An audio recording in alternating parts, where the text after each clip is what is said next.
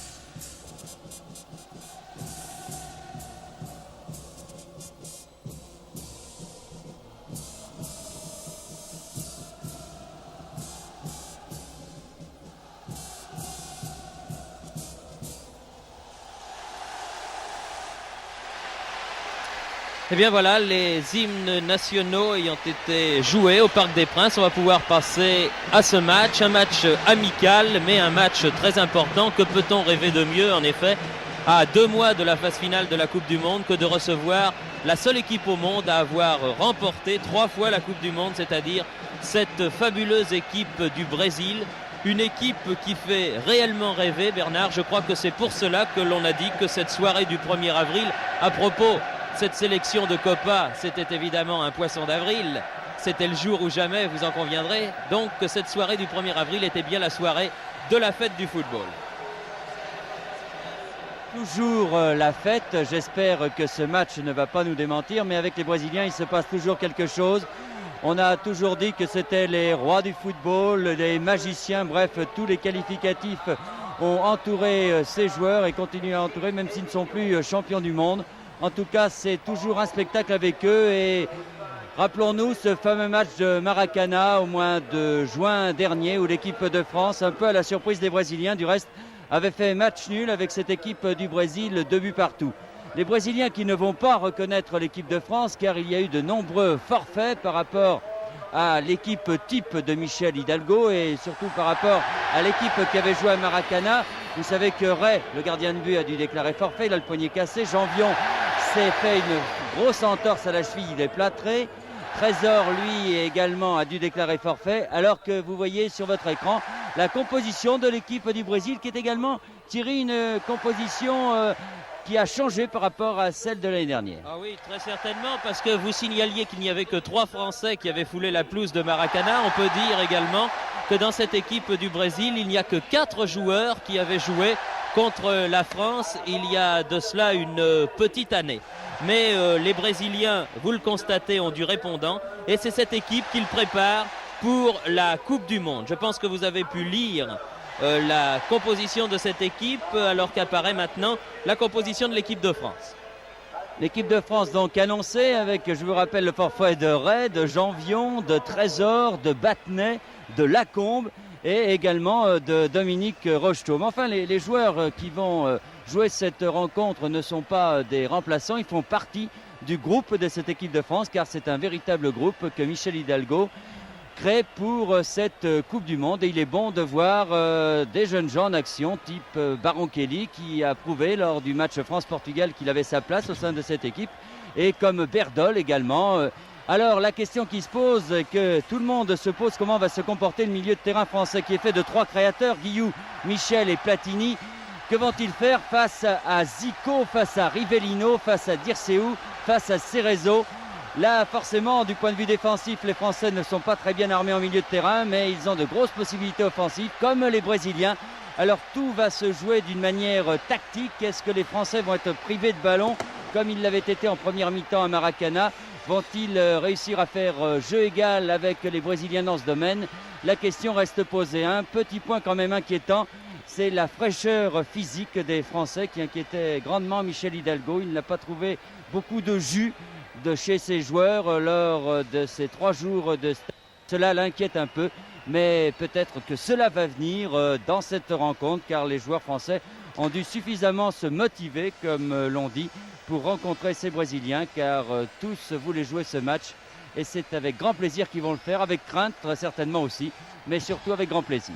Avouez Bernard que ça aurait été surprenant que le sélectionneur national trouve des joueurs frais avec cette démentielle fin de saison qui est proposée aux internationaux qui sont évidemment issus des meilleures équipes françaises. Encore en coupe, elles sont en course. Dans le championnat, elles disputent le titre. Il y a les matchs de l'équipe de France, ces matchs de coupe aller et retour dont on se serait bien passé en cette année de Coupe du Monde. Mais enfin, n'épiloguons pas. Et il y a des joueurs qui sont réellement au bout du rouleau. Et ça n'est pas par exemple la vaillante formation de Bastia qui n'a pas d'internationaux, justement pour cette raison qui me démentira.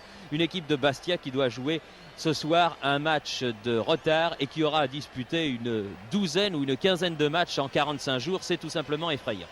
Enfin, nous sommes là pour voir un bon match de football entre 2 sélections nationales qui, espérons-le, se retrouveront, Bernard, le 25 juin en finale de la Coupe du Monde. C'est tout le mal que nous nous souhaitons.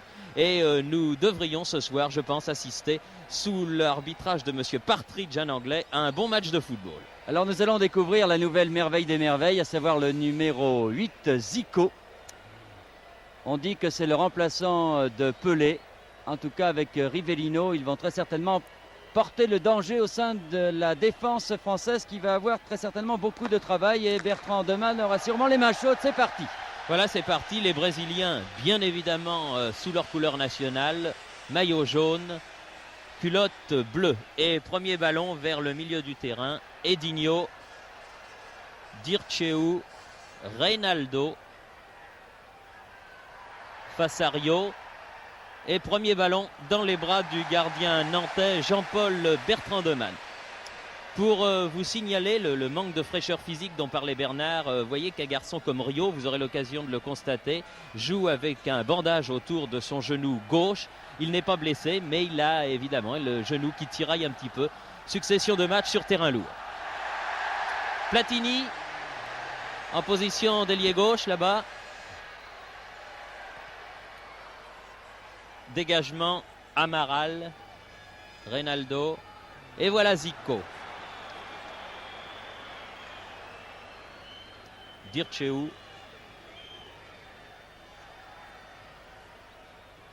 Un ballon qui était destiné à Rivellino, oui. Une faute. Alors attention à Rivellino. Rivellino ou Zico, parce que Zico les tire très très bien. Également ses coups francs. Rivellino, vous devez mieux connaître car on l'a souvent vu marquer des coups francs à cette distance avec son pied gauche qui fait souvent souffrir les gardiens de but. Mais enfin, j'ai l'impression que c'est Zico qui va tirer ce coup franc. Coup franc à 25 mètres. Très dangereux dès la 2e minute de la partie. Roberto Rivellino ou Zico. Zico. Ah, pas mal. Bertrand Demann, bon arrêt, bien placé, c'est important pour le gardien de l'équipe de France. Vous revoyez cette balle brossée, liftée de Arthur Zico, qui ne jouait pas dans l'équipe du Brésil, qui avait réceptionné la France l'an passé. Michel Platini. Baron Kelly, Michel, Henry, le capitaine de cette équipe de France pour sa 51e sélection. Bravo Henry. Et un ballon sorti en touche par le numéro 6, Edinho. Platini cherche Berdol. Baron Kelly. Derrière le but de Leao, il y avait Amaral, grand arrière central.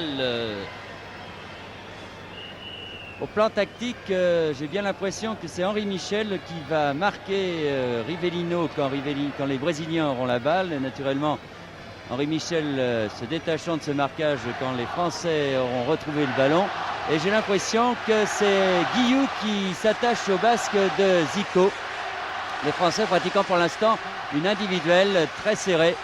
Car il ne faut pas laisser beaucoup de champ aux Brésiliens. Et Platini marqué par Cerezo qui s'en va. Il s'avance, Platini qui a un contre qui lui est favorable, mais la balle rebondit au-dessus du but de Leao.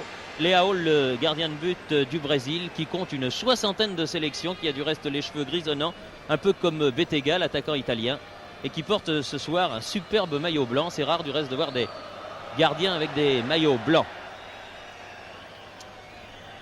Jouer le dégagement avec Oscar, son libéro. L'un des nouveaux venus de cette équipe du Brésil. Tarciso. Oscar. Cerezo. Amaral. Il faut terriblement se méfier des Brésiliens qui ont l'art de geler le jeu au milieu de terrain et qui retrouvent brusquement des accélérations et des redoublements de passes aux approches des 20 mètres de l'équipe adverse. Toujours très dangereux à contenir. Il ne faut pas que les Français se laissent manœuvrer par cette tactique. Non, touche brésilienne, dit Monsieur Partridge. Zico. Amaral. Rivellino. Roberto Rivellino, le capitaine de la sélection brésilienne. Oh, un petit peu bousculé par Michel, c'est le moins que l'on puisse dire. Ah oui, c'est un mauvais réflexe qui l'a fait voler en éclats. Rivellino reste au sol. Ah, c'est ennuyeux. Ouais. C'est bien dommage. J'espère que ce n'est pas grave. Je suis sûr que Michel doit être le premier navré. Ouais. De cette faute qu'il a commise sur son vis-à-vis, le capitaine de l'équipe du Brésil, Roberto Rivellino. Il est solide, j'espère que ça n'est pas sérieux parce que dès la 5e minute de jeu, ça serait vraiment très triste. Non, ça a l'air d'aller.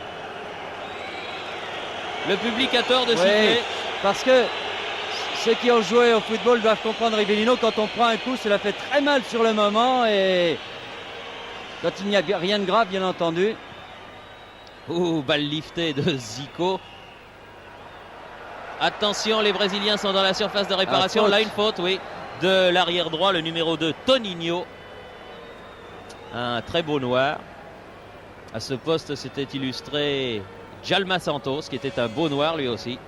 Et c'est Zé Maria qui jouait en juin dernier. Qui était aussi un beau noir. Oui. Lopez, Jean-Marc Guillou, Max Bossis, Amis joue une carte importante, le petit Amis ce soir. Balle à Berdol, dégagement Oscar, Rio, Cerezo et une faute de Cerezo qui est avec Leao, Edinho et Rivellino bien sûr. L'un des 4 joueurs qui était à Maracana contre la France il y a un an. Faute de main, Reynaldo. Ah non, il l'a vu, Monsieur Partridge, quand même. Oui, il faut noter quand même au sein de l'équipe brésilienne l'absence de Luis Pereira, le libéro, qui joue avec Barcelone. Vous l'avez sans doute vu en Coupe d'Europe contre Nantes. Et qui espère bien participer à la prochaine Coupe du Monde. Alors que les Brésiliens, eux, font une préparation de 4 mois pour la Coupe du Monde. Pas comme les pays européens. Oui, cette tournée du reste que les Brésiliens commencent ici à Paris au Parc des Princes. Edinho, l'arbitre a laissé l'avantage. Ah, il a été bousculé, l'arbitre lui a fait signe de continuer.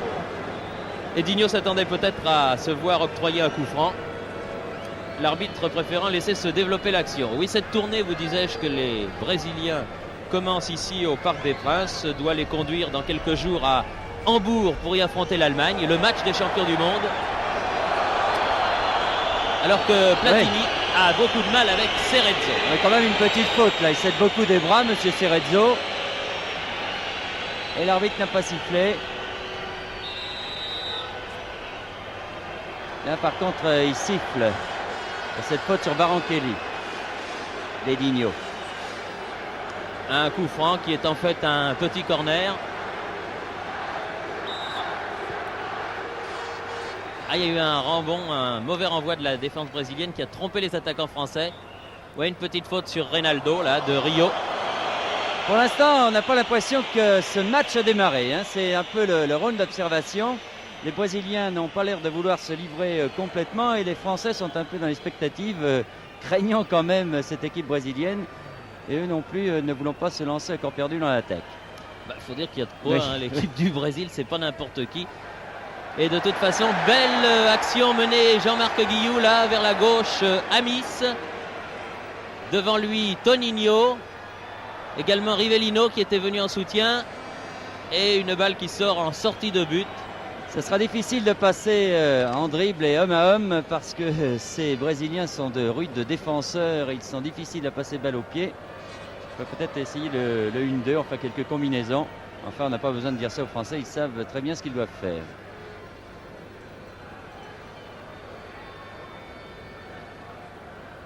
Longue balle à la main pour Toninho.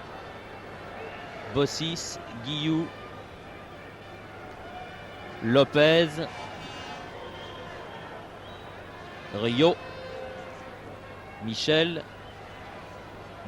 bien fait ça. Directement.